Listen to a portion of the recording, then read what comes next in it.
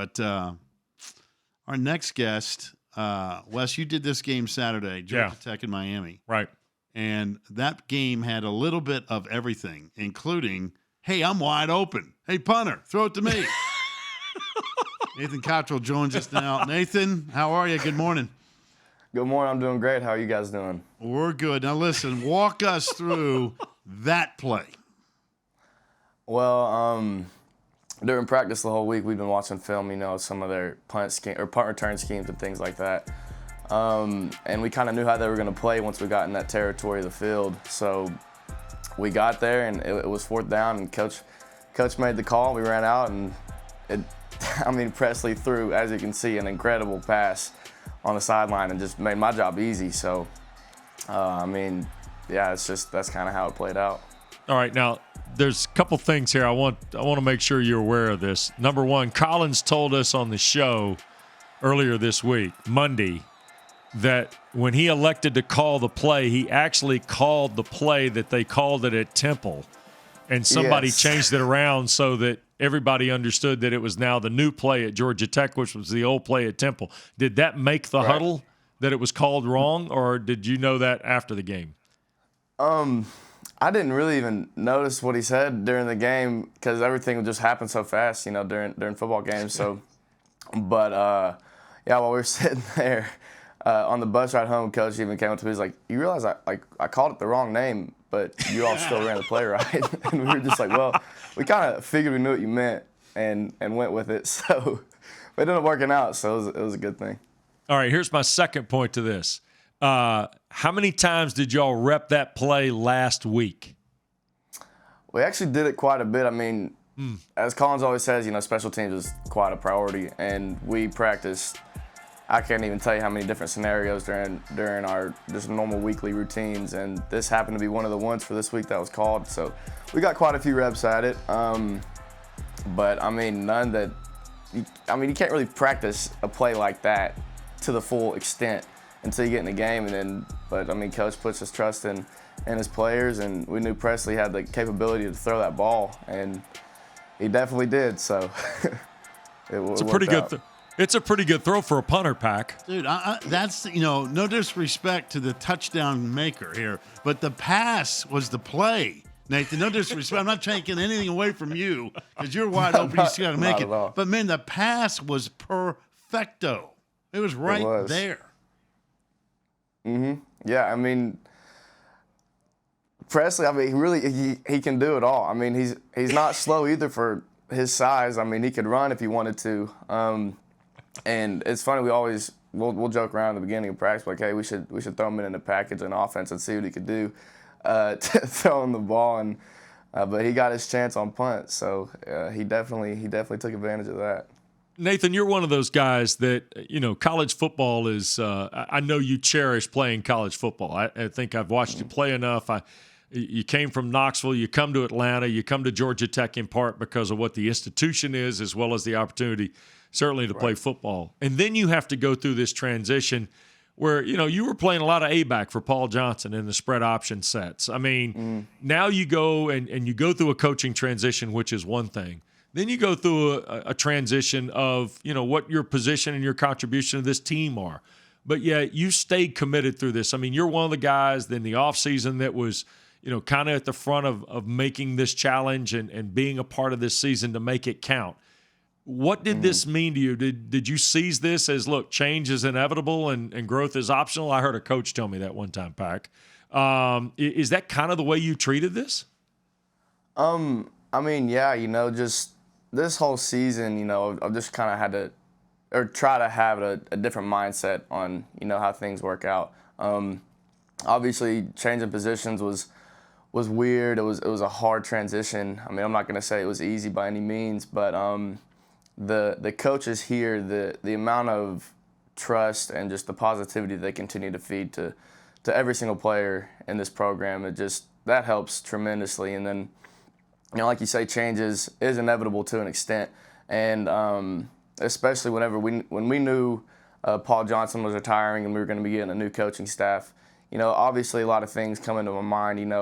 What's it going to be like? How am I going to transition? But you know, when Collins got here, he brought all the seniors in and just he told us, you know, we're going to be changing everything, and literally everything from, I mean, the way we practice, the way we do breakfast checks and dinner checks, everything's been different. And, you know, it's been really interesting to be able to be a part of that and just to be able to continue to grow through these different processes, and, you know, being able to just build different skill sets in places that I never had gotten the previous opportunity to do so. So, I mean, it's been a fun ride. You know, it's not over yet, and we'll continue to keep fighting for the rest of the season. But, you know, just being able to be a part of this has just been a huge blessing to me. It's been one of the greatest times I've had. I mean, even though, you know, our record doesn't reflect, you know, what we wanted to, we know that it's a process, and that, you know, Coach Collins is going to continue to put the right people in place to make the right decisions, and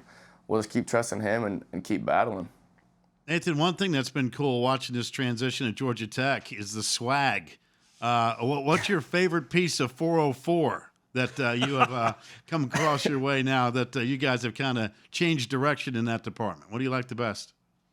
Honestly, was probably when we wore the gray uniforms. We got a lot of pretty cool gear with that. We got some cool cleats and gloves.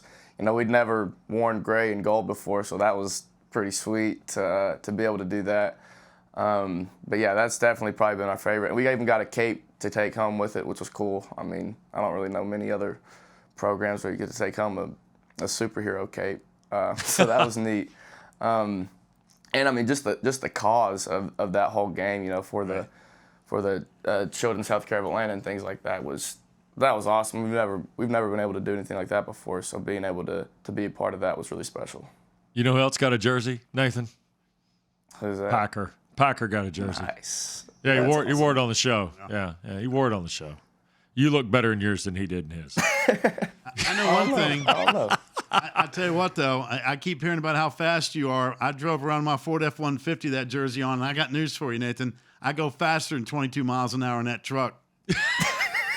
I believe it. All right, so you are a speed guy, and you're a strength guy too. And I joked around with you before we're in the commercial break if you'd gotten your workout in, because I know you're committed to the strength and conditioning program. So tell us, are you pound for pound the strongest guy on the football team? It would be awesome to be able to say that, but honestly, we've got some crazy strong guys on this team. You know, not to mention Devin Smith is one of the strongest guys we've got. He might weigh 170 or so, but dude can bench press like easily over 330 pounds. Like, it's nothing. Ooh. It's one of the most impressive things I've seen. But all right. Yeah. All right. Here's a get out question. And we ask this, and we do this consistently, right? And that we're expecting a really good answer from Nathan Cottrell. We're going to find out. Because it is Georgia Tech. We'll put some pressure on him here. All right. Now, I know you're in the business program at Tech, but I want to know the hardest class you've taken at Georgia Tech. My hardest class, honestly, it's called Finite. It's a theories-based math class that every business student has to take. It's just really, it's one of those classes that the more you look at it, the more confusing it gets. So it's kind of hard to figure it out. But you know, just luckily though, we've got some amazing tutors and academic help to help with classes like that. So I took full advantage of those. And still ended up passing with a good grade, which was nice. But yeah, that's definitely been the toughest class that I've had to take here at Tech. So you going through Finite and being confused and wondering what in the world's going on is just like Wes and I looking at the ACC's Coastal Division going, hey, I don't know what's going on here, man. This thing's fake left, go right, man. This thing's totally upside down. Yeah, no, I mean, football's, every time somebody's, you know, asks me about different games and everything, I mean, football it's a crazy sport. You never know what is going to happen. You know, one team could be having an amazing day, and then the next they could be having a little bit of a drought. But especially in the ACC, I mean, it's just such an open division, and there's a lot of talent in all the teams. And like I said, you never know who's going to come out on top what week. It doesn't matter what the score predictions are, because, I mean, like I said, it's kind of hard for them to be able to predict, you know, things like that. So Well, I tell you this, congratulations on the touchdown catch. More than that, though, congratulations on being a leader in this transition. That's not an easy thing for a senior to go through. I respect the fact that you've embraced the change. Not a lot of guys do that in today's college athletics or in today's sports, but certainly respect the role you're trying to play in going through this 2019 season. Well, I really appreciate it. Thank you so much. All right. Nathan Cottrell of Georgia Tech out of Knoxville, Tennessee. Appreciate the time, my man. Yes, sir. Thank you all for having me. It was a pleasure. All right. Look forward to it again. In time going 22 miles an hour. Yeah. 4.340. Yeah. That's quick. That's fast. You can beat it in the truck, though. I had the gray and in the Ford F-150, and we did go past 22 mph. I can tell you that. That was a perfect pass, dude. I'm telling you what, that was right there. Presley Harvin throwing dimes.